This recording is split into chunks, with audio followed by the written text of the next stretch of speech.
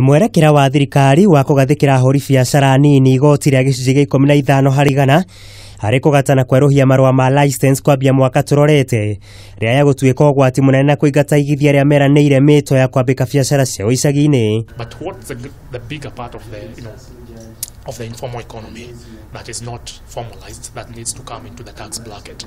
How many of the businesses, are avoiding and evading tax, for us to ensure this, we bring on board, more taxpayers into the equation?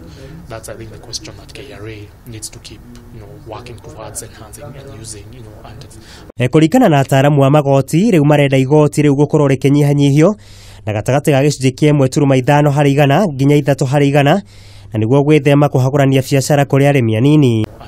Of course, simplifying, tax returns.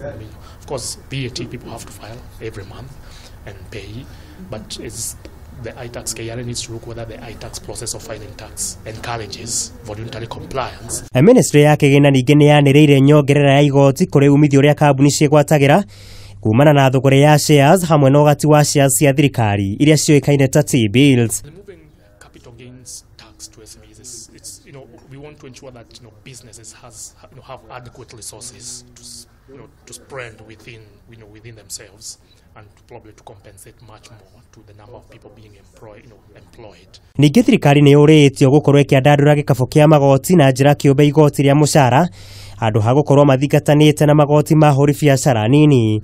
Our services going forward, our tax bracket cannot be the same with the rest of the economies who are probably half or less than half of our economy.